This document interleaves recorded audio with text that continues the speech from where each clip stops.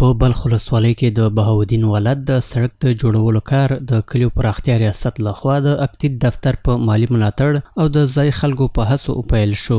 ټاکل شوې ده چې په دغه څه باندې 3 کیلومتره سړک به د شاوخوا 3.5 میلیون افغانیو په لګښت سره جغل واچول شي.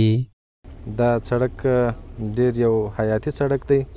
په دې سړک باندې د دولت آباد خلک هم رفت آمد کوي او ډیر کلي باندې پراته دي. دا سړک 3020 متره اوږدوالی لري او 15 متره بر لري. په دې کې په نظر کې نیول شوي دي چې 15 سانتۍ سبیس جغل واچول شي او 15 سانتۍ برسکورس جغل واچول شي.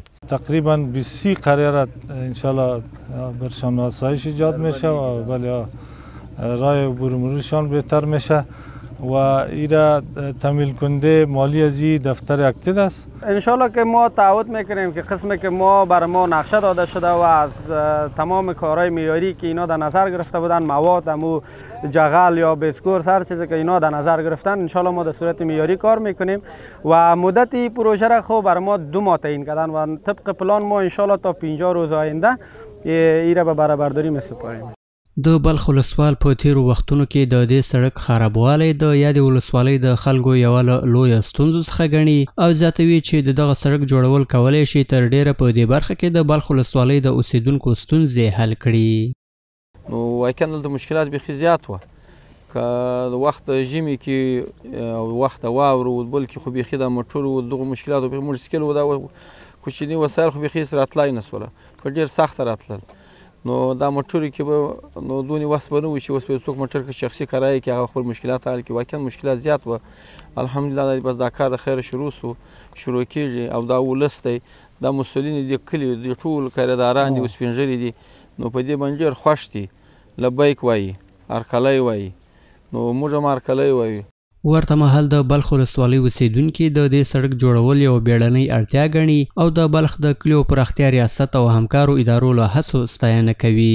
دوی دغه راز ډاډ څرګند کړ چې د یاد سړک په جوړولو کې به هر ډول همکاری کوي. بسیار مشکلات ها است. در بین بوادین بسیار خراب است. بسیار محترم مردم میمونه.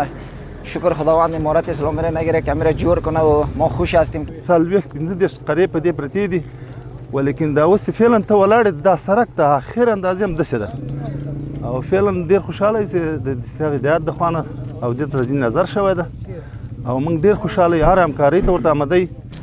مریض ما تا بلخ ما آمده نمیتونستیم. سرک ما بدر خراب بود، جرد بود، جوی بود، بدر بسیار ما دستی سرک با تکلیف بودیم.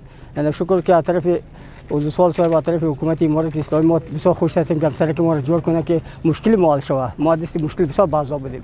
د یادونې وړ ده چې دا سړک د بلخ ولسوالۍ شاوخوا 20 کلي د ولسوالۍ له مرکز سره نښلوي او یاد سړک د دې ولسوالۍ یو له ګڼې ګوڼې لارو څخه ګڼل کیږي.